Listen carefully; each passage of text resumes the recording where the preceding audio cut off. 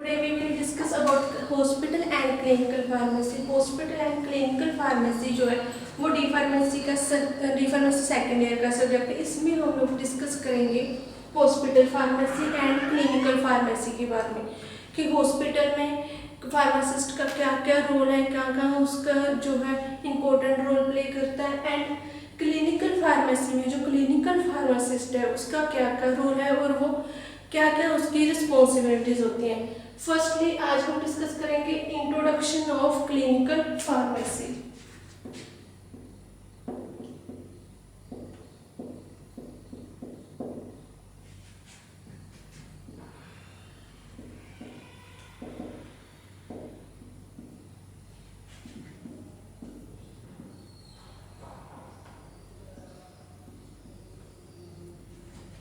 Introduction में हम लोग जैसे जो फार्मेसी में बहुत सारी ब्रांचेज है, जैसे कि जो है मैनेजमेंट करना, ड्रग्स को उनको प्रेपरेशन करना, डिस्ट्रीब्यूट करना, ड्रग्स का कंट्रोल करना, उनके यूज़ के बारे में बताना, ऐसे बहुत सारे ब्रांचेज हैं फार्मेसी में। उसमें से एक ब्रांच है क्लिनिकल फार्मेसी। ये क्लिनिकल फार्मेसी जो है इसमें क्या है कि हम लोग जो भी है ड्रग के बारे में पेशेंट को बताते हैं, ठीक है, उसकी सेफ्टी, ड्रग के उसके यूज़ के बारे में पेशेंट्स को इन्फॉर्म करते हैं, उसको नॉलेज देते हैं क्लिनिकल फार्मेसी में। अब जो क्लिनिकल फार्मेसी उसकी डेफिनेशन क्या है, ये branch of pharmacy which deals with the various aspect of patient care, dispensing of drug and use of the drugs. कि मतलब जो हमारी ड्रग है उसके बारे में पेशेंट को बताना, उसके जो डिस्पेंसिंग कैसे करनी है, ठीक है, पेशेंट को उसके यूज़ के बारे में, उसके एडवर्स इफेक्ट के बारे में बताना, उसके जो साइड इफेक्ट है, थेरापेटिक इंडेक्स है, उन सब के बारे में पेशेंट्स को बताना। वो हो गया हमारा क्लिनिकल फार्मासिस्ट। अब इसकी हिस्ट्री है, जो क्लिनिकल फार्मेसी की एक जो ब्रांच है इसको बनाने की हमें क्या जरूरत थी, इसकी नीड क्यों पड़ी। हिस्ट्री ऑफ क्लिनिकल फार्मेसी में क्या है कि फर्स्टली ये क्लिनिकल फार्मेसी जो टर्म है वो 1953 में यूएसए में यूज हुई, ठीक है। जो क्लिनिकल फार्माकोलॉजी है वो स्टार्ट कब हुई, 1960 में। इसके जो एक इंसिडेंस हुआ था वेस्ट जर्मनी में 1962 में, उसके बाद है जो वो उन्हें लगा कि हमें एक फार्मासिस्ट की और ज़रूरत है, ठीक है, जो कि ड्रग के बारे में पेशेंट को बता सके, ठीक है, पेशेंट्स की मेडिकल हिस्ट्री के बारे में पता कर सके, जो है डॉक्टर्स को नई मेडिसिन आ रही है उनके बारे में बता सके, उसकी जो है यूज़, साइड इफ़ेक्ट, उनके उस ड्रग का कैसे हमें प्रिकॉशंस लेनी है उसके बारे में नॉलेज दे सके। वो इंसिडेंस क्या था, जो वेस्ट जर्मनी में थैलिडोमाइड ट्रेजेडी, उस इंसिडेंस को हम बोलते हैं थैलिडोमाइड ट्रेजेडी। थैलिडोमाइड एक ड्रग है, ये सिडेटिव ड्रग्स है, इसका यूज़ हम प्रेगनेंसी में करते थे। जो वेस्ट जर्मनी है वहाँ पर जो प्रेगनेंसी में सिडेशन की, एंजाइटी की, जहाँ नोजिया की जो प्रॉब्लम्स थी उसको दूर करने के लिए हम थैलिडोमाइड जो है मेडिसिन वो प्रिस्क्राइब करते थे लेडीज़ को। जो जिन लेडीज़ ने थैलिडोमाइड जो है टैबलेट वो यूज़ की, उनके जो है बेबी का जब बर्थ हुआ तो उसमें जो है वो लिम्ब सील्ड हो गए, मतलब उनके जो है लेग्स या फिर जो आर्म्स है उनकी प्रॉपरली ग्रोथ नहीं हो पाई, ठीक है, वो क्या मालफॉर्मेशंस हो गए, उनकी प्रॉपर जो है लिम्स उनकी ग्रोथ नहीं हो पाई, सील्ड हो गए, उससे हम बोलते हैं थैलिडोमाइड ट्रेजेडी। उस केस को देखने के बाद जो यूएसए गवर्नमेंट्स है उन्होंने एक नई ब्रांच बनाई फार्मेसी की, उसे हम बोलते हैं क्लिनिकल फार्मेसी। जो एक क्लिनिकल फार्मासिस्ट है वो पेशेंट्स को ड्रग के यूज़ के बारे में, साइड इफेक्ट के बारे में, ठीक है, और जो है उसको एडवर्स ड्रग रिएक्शंस के बारे में बताता है, और जो नई मेडिसिन आती हैं उसके बारे में डॉक्टर को बताते हैं कि ये मेडिसिन आई हैं, इसकी कौन कौन से ड्रग के साथ इंट्रैक्शन है, ठीक है, इसकी साइड इफेक्ट क्या है, हमें ये यूज़ करनी चाहिए या फिर नहीं देनी चाहिए पेशेंट्स को। उसके बाद है हमारा फर्स्ट ऑब्जेक्टिव।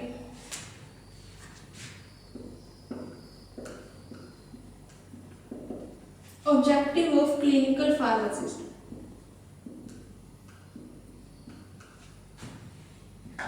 जो ऑब्जेक्टिव ऑफ क्लिनिकल फार्मेसी। अब जो क्लिनिकल फार्मेसी है उसका मेन ऑब्जेक्टिव क्या है? इसका मेन ऑब्जेक्टिव है correct drug, correct dose and correct time. कि जो भी हम ड्रग दे रहे हैं, एक तो वो हम सही करेक्ट ड्रग प्रिस्क्राइब करें पेशेंट को। दूसरा करेक्ट डोज उसकी जो है, डोज अगर उसकी 5 ml देने तो 5 ml ही हमें देनी चाहिए बताना।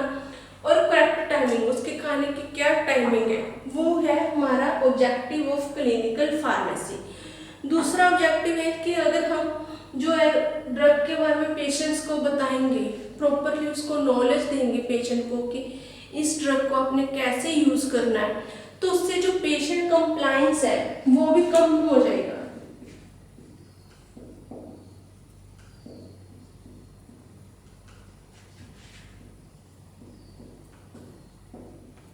जो पेशेंट कंप्लायंस है वो भी कम हो जाता है।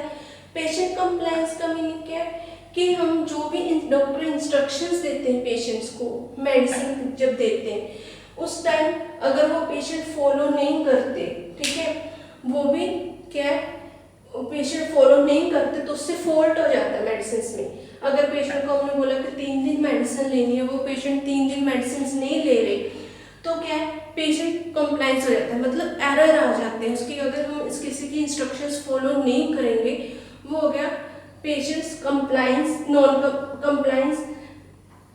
और इससे क्या है, जो हमारा पेशेंट कंप्लायंस है वो तो बढ़ जाएगा, ठीक है, इम्प्रूव हो जाते हैं। तो उसके बाद है जो हमारे पास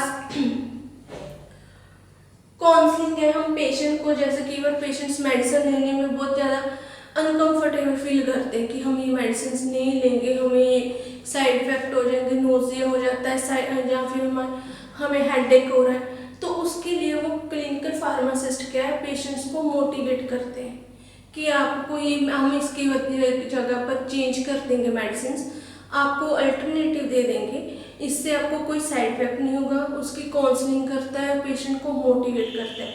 उससे क्या जो ट्रीटमेंट है वो इजी हो जाता है, ठीक है, जो डिजीज है वो कम होने लग जाती है। नेक्स्ट है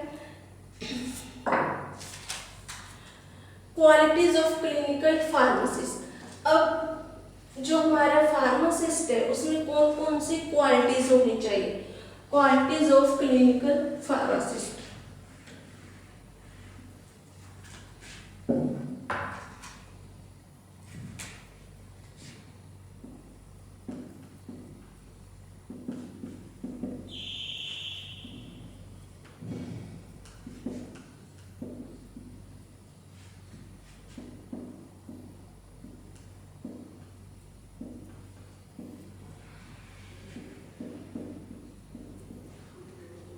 जो क्लिनिकल फार्मासिस्ट है उसमें क्या क्या क्वालिटीज होनी चाहिए जिसके बेस पे हम उसे क्या अपॉइंट कर सके। फर्स्ट पॉइंट है इसमें कम्युनिकेशन स्किल।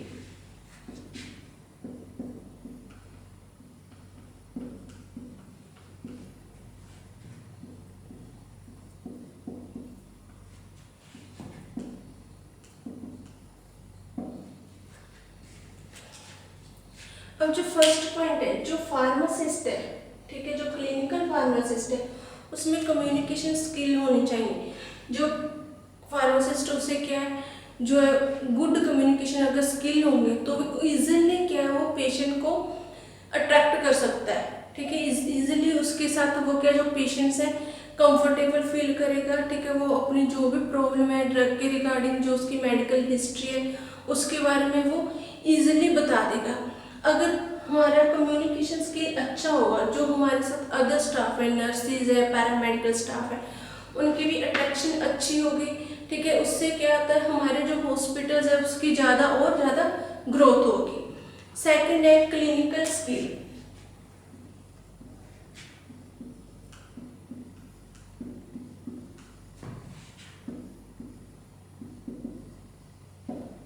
जो क्लिनिकल स्किल्स में है, जो क्लिनिकल फार्मासिस्ट है उसको जो भी हमारी ड्रग है, ठीक है, या फिर जो एग्जांपल ले लो, अगर डायबिटीज है किसी पर्सन को, तो उसे ये पता होना चाहिए कि डायबिटीज का कोज क्या है, डायबिटीज क्यों हो रही है।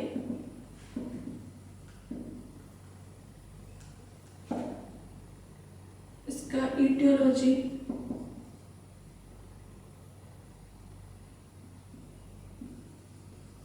मतलब कोज, ठीक है।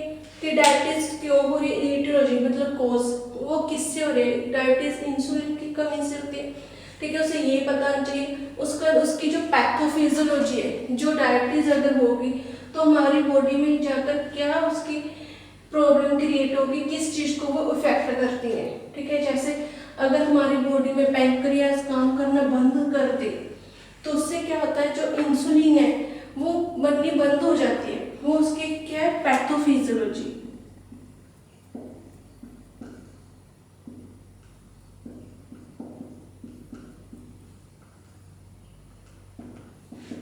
ठीक है, उसकी pathophysiology, etiology, sign and symptom,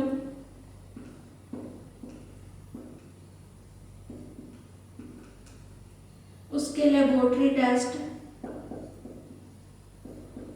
ठीक। इन सब के बारे में क्लिनिकल जो फार्मासिस्ट है उसे पता होना चाहिए। जैसे कोई भी डिजीज, उसका कोज क्या है, किस चीज के कारण हो रही है, उसकी पैथोफिजियोलॉजी क्या है, उसके साइन एंड सिम्टम्स क्या है डिजीज के, और उसके लिए हम टेस्ट कौन से करते हैं। जैसे लैब टेस्ट है, हम डायबिटीज के लिए शुगर टेस्ट करवाते हैं, ठीक है। इसके साइन एंड सिम्टम्स है, प्यास ज़्यादा लगती है, वेट बढ़ने लग जाता है, ठीक है।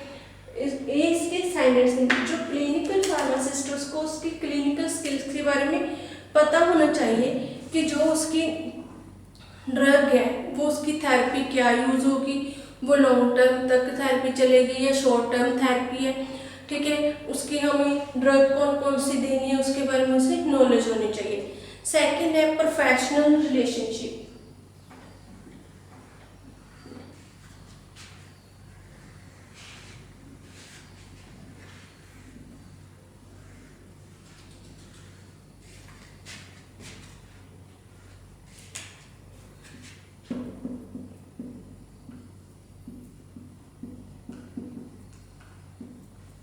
प्रोफेशनल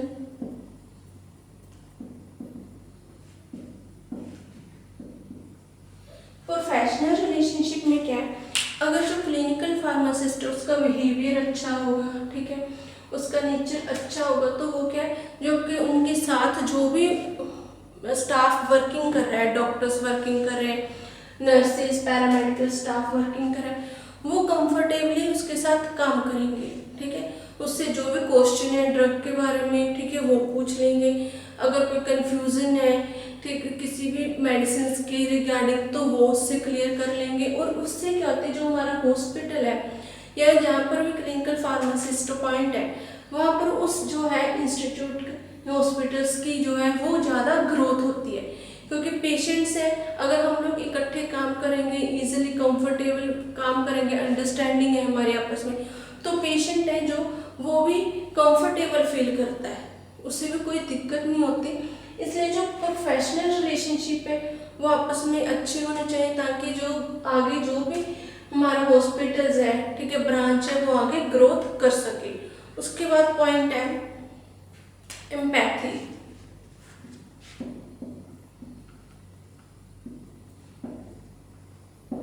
एम्पैथी का मीनिंग है किसी भी अदर पर्सन की इमोशंस की रिस्पेक्ट करना, उनके जो इमोशंस हैं, फीलिंग्स हैं, उनकी रिस्पेक्ट करना।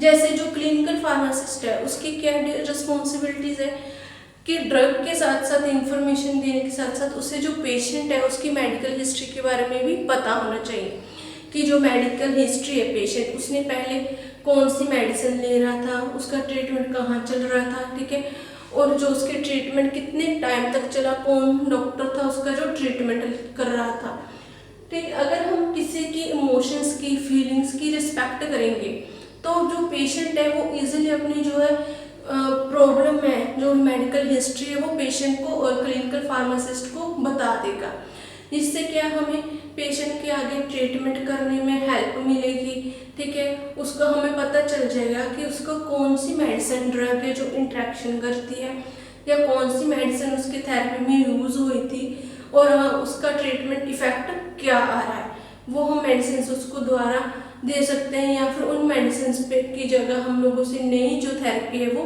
यूज़ कर सकते हैं। उसके बाद नेक्स्ट पॉइंट है monitoring drug therapy.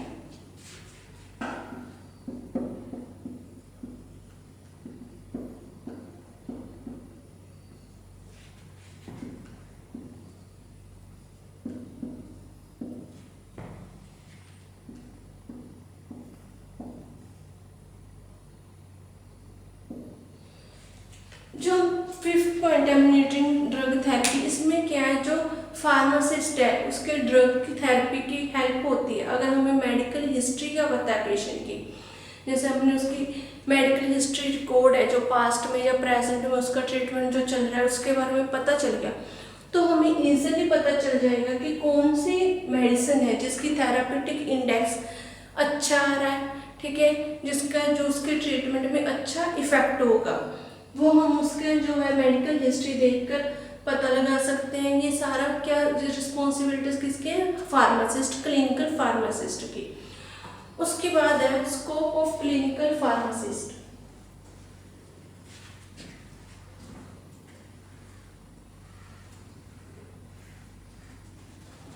Scope of clinical pharmacist में क्या है कि जो क्लिनिकल फार्मेसी है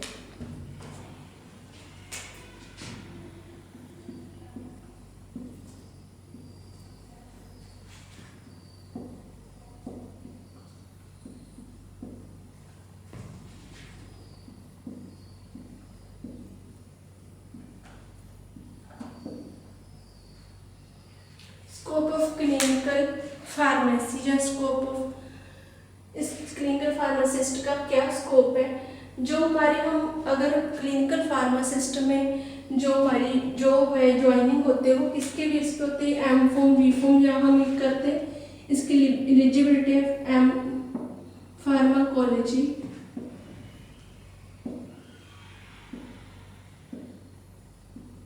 या फिर पीएचडी।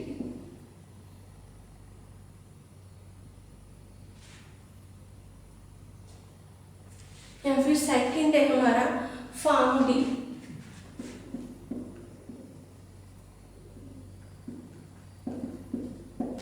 ठीक है, हम जो भी हमारी क्लिनिकल फार्मेसी की अपॉइंटमेंट होगी वो तो या फिर फार्माकोलॉजी होना चाहिए पर्सन, एम फार्मा होनी चाहिए, ठीक है, या फिर उसने फार्म डी करी होनी चाहिए जिसके बेस पे उसकी एलिजिबल बेस पे उसकी सिलेक्शन होगी।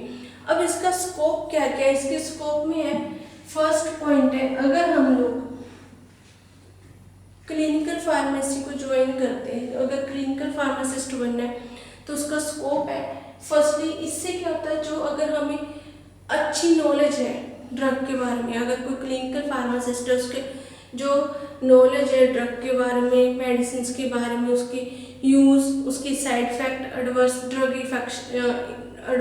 इफेक्ट के बारे में, ठीक है, उसकी प्रिकॉशन सेफ्टी के बारे में अगर उसे अच्छे से पता है तो वहाँ पर क्या है, जो ड्रग की वेस्टेज कम होगी, क्योंकि हम वही ड्रग यूज़ करेंगे हॉस्पिटल्स में जिनके रिजल्ट अच्छे आ रहे हैं। कई बार कोई ड्रग्स होती है, मेडिसिन होती है, उनका रिजल्ट थेरेपेटिक इफेक्ट अच्छा नहीं आता, ठीक है, तो हम उसे कम यूज़ करते हैं पर मंगवा के रख लेते हैं हॉस्पिटल्स में। उससे क्या होता है, ड्रग की वेस्टेज होती है। जो ड्रग प्रॉपरली अच्छा जिसका रिजल्ट आता है उस एरिया में, जो ड्रग मेनली यूज़ होती है हम उससे ही मंगवाएंगे। उससे क्या होता है, जो ड्रग की वेस्टेज वो कम हो जाती है, और उससे अगर हम वेस्टेज कम होगी ड्रग की तो ऑब्वियसली जो हॉस्पिटल की इनकम है, इकोनॉमी है, वो भी राइज होगी, वो भी बढ़ जाएगी। उसका सेकंड पॉइंट है, जो हमारा हॉस्पिटल में अगर हम जो क्लिनिकल फार्मासिस्ट है वो सबको, डॉक्टर्स को, nurses, paramedical staff, medical staff को, लेबोरेटरी जो स्टाफ है उसे प्रॉपरली गाइड करेगा मेडिसिन के रिगार्डिंग, उसे इनको प्रॉपरली इंफॉर्मेशन देगा, तो उससे क्या होता है, जो है एरर होने की जो है संभावना कम हो जाती है, ठीक है, गलतियाँ कम होंगी मेडिसिन देने में, प्रिस्क्राइब करने में, और उनका अगर रिजल्ट अच्छा आएगा डॉक्टर्स का, मेडिसिन का, तो उससे जो पेशेंट्स हैं और ज़्यादा हॉस्पिटल में आएंगे, उससे क्या है, जो इनकम और ज़्यादा बढ़ जाएगी। नेक्स्ट है रोल ऑफ क्लिनिकल फार्मासिस्ट।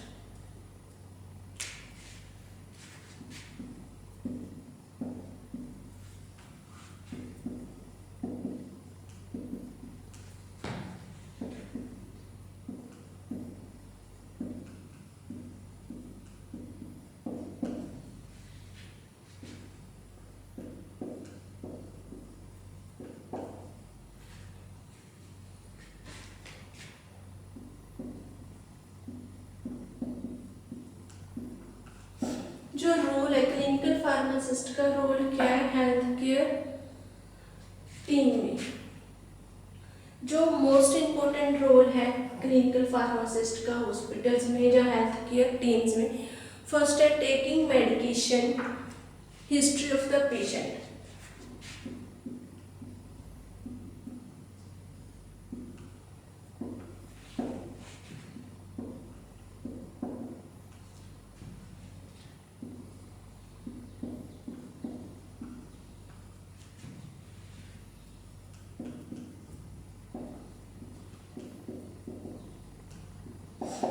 जो मेडिकेशन हिस्ट्री है, फर्स्टली जो है क्लिनिकल फार्मासिस्ट वो पेशेंट से उसकी मेडिकल हिस्ट्री पूछेगा। वो मेडिकल हिस्ट्री कैसे पूछेगा पेशेंट से, अगर जो है फार्मासिस्ट उसके पास इम्पैथी, ठीक है, और उसके कम्युनिकेशन स्किल्स अच्छे हैं, तो हो गया वो इजीली जो पेशेंट है उससे मेडिकल हिस्ट्री पूछ सकता है। पहले तो हमें जो पेशेंट है उसे कॉन्फिडेंस में लेना होता है, उसे कंफर्टेबल फील कराना होता है, ताकि वो इजीली जो क्लिनिकल फार्मासिस्ट है उसको अपनी हिस्ट्री के बारे में बता सके कि उसने पास्ट और प्रेजेंट में उसकी कौन सी डिजीज थी, ठीक है, कौन से डॉक्टर से उसने ट्रीटमेंट लिया है, कौन सी मेडिसिन से यूज हो रही थी उसके जो इफेक्ट है, उसको एलर्जी किस मेडिसिन से हो रही है, एडवर्स इफेक्ट क्या शो हो रहे हैं, और उसने कितने टाइम तक वहाँ पर ट्रीटमेंट करवाया। अगर हम लोग पेशेंट की मेडिकल हिस्ट्री के बारे में पता कर लेंगे तो हमें आगे उसका जो ट्रीटमेंट करने में बहुत हेल्प मिलती है। उससे हम जो ड्रग को मेडिसिन सूटेबल नहीं है, उसे नहीं सूट करती, वो हम उसे प्रिस्क्राइब नहीं करेंगे। इससे जो पेशेंट है वो भी कंफर्टेबल फील करता है। अगर उसे कोई भी एडवर्स इफेक्ट नहीं दिख रहा, ठीक है, अगर उसे कोई भी अनकंफर्टेबल, जहाँ उसे पेशेंट को मेडिसिन के बारे में प्रॉपर हम गाइड कर रहे हैं, तो इजीली वो अपना जो ट्रीटमेंट वो करवाता है। इसलिए फर्स्टली जो फार्मासिस्टों से पेशेंट की मेडिकल हिस्ट्री के बारे में पता होना चाहिए। सेकेंड पॉइंट है at the time of dispensing.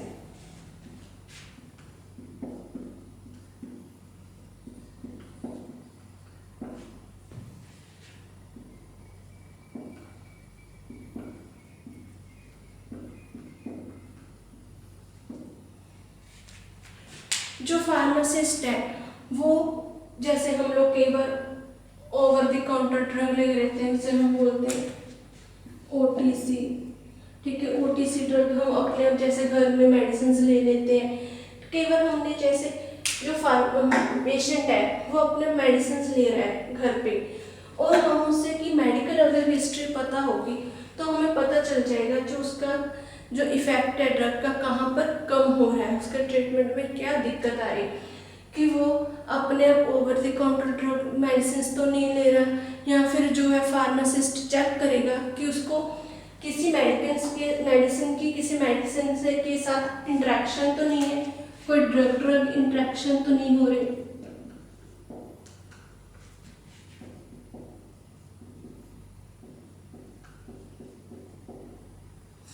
Drug interaction तो नहीं हो रही, या वो ओवर द काउंटर मेडिसिन तो नहीं ले रहा, जिससे उसकी जो है ट्रीटमेंट में इफेक्ट पड़ रहा है, ठीक है। वो हम उसका चेक करेंगे, टाइम चेक करेंगे उसकी मेडिकल हिस्ट्री देखकर, या फिर पेशेंट को पूछकर उसका डाटा बनाकर उसे हम लिखेंगे कि हमें आगे उसके ट्रीटमेंट में हेल्प हो सके। उसके बाद है सिलेक्शन ऑफ प्रॉपर ड्रग।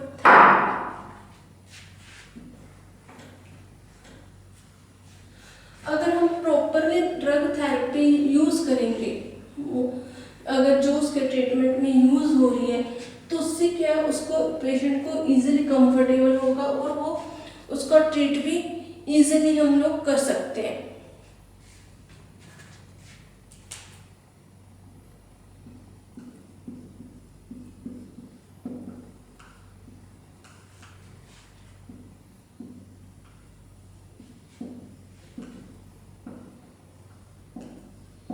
हम पेशेंट की डिजीज देखकर उसकी ड्रग थेरेपी डिसाइड करेंगे कि उसे एक्यूट डिजीज है या क्रोनिक, ठीक है, किस टाइप की उसको डिजीज है, और उसके लिए हमने कैसे ड्रग थेरेपी का अरेंजमेंट करना है, ये सारा हम उसमें डिस्कस करेंगे।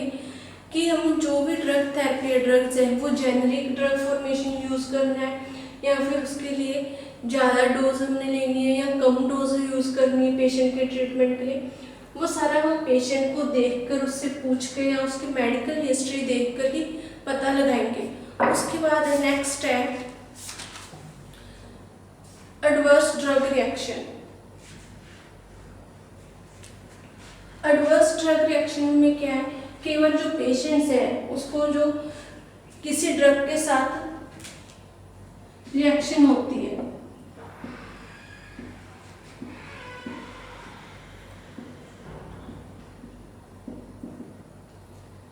एडवर्स ड्रग रिएक्शन में क्या है, जो पेशेंट्स है उसको कोई डिसऑर्डर है, अगर वो मेडिसिन ले रहा है तो उसके बाद हेडेक, नोजिया, ठीक है, वॉमिटिंग होने लग जाती है, तो वो क्या है ड्रग एडवर्स ड्रग रिएक्शन। उससे हम लोगों को पेशेंट की अगर हमें पता चल जाता है कि उसे ये डिजीज़ में कोई मेडिसिन है जो सूटेबल नहीं करती, तो उसे हम वो मेडिसिन नहीं देते। ये काम भी फार्मासिस्ट का होता है जो पूछता है कि आपको कौन सी मेडिसिन से इंट्रैक्शन है जिससे हेडेक, वॉमिटिंग या फिर आपको डायरिया वगैरह होता है, वो हम मेडिसिन उसे प्रिस्क्राइब पेशेंट को नहीं करते। उसके बाद है हमारा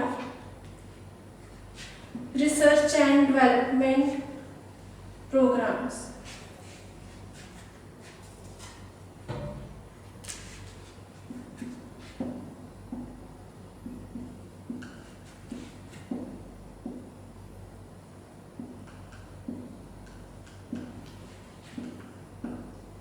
रिसर्च एंड डेवलपमेंट प्रोग्राम में क्या है कि जो क्लिनिकल फार्मासिस्ट है वो हेल्प करता है कि हम रिसर्च में वेरियस कौन कौन सी फॉर्मुलेशन बन रही हैं जिनका हम यूज़ करेंगे, फॉर्मुलेशन बन रही हैं उसकी पर्टिकुलर बायोलॉजिकल एक्टिव इंग्रेडिएंट्स हम कौन से यूज़ कर रहे हैं, ठीक है। और उसका हम जो क्लिनिकल फार्मासिस्ट है उस पर बेस्ड होता है कि हम कैसे उसकी बायो इक्विवेलेंस, बायोअवेलेबिलिटी ड्रग की चेक करें। जो क्लिनिकल फार्मासिस्ट में हेल्प करता है हम रिसर्च में कि हमें कौन सी ड्रग का अच्छा रिजल्ट आ रहा है और कौन सी मेडिसिन है जिसका हमें प्रॉपरली, जिसके एक्टिव इंग्रेडिएंट काम नहीं करते या जिसकी बायोअवेलेबिलिटी, बायो इक्विवेलेंस जो एक्शन है, इफेक्ट है वो प्रॉपर नहीं आ रहा। उसके बाद है ड्रग इंफॉर्मेशन। ड्रग इंफॉर्मेशन में क्या है, हमें जो फार्मासिस्ट है, क्लिनिकल फार्मासिस्ट, उसको प्रॉपर पता होना चाहिए कि जो ड्रग्स है हमारी, जो मेडिकल ड्रग्स, नई नई मेडिसिन आ रही हैं उसको हमने कौन से रूट से लेना है, उसके जो साइड इफेक्ट क्या है, उस मेडिसिन में क्या स्ट्रक्चर यूज़ हो रही है, एक्टिव इंग्रेडिएंट्स कौन से यूज़ हो रहे हैं और उसके जो है सेफ्टी क्या है ड्रग को लेने की, वो सारी ड्रग इंफॉर्मेशन का काम फार्मासिस्ट का है जो वो पेशेंट को डिस्क्राइब करता है। ये आपका चैप्टर फिनिश हुआ।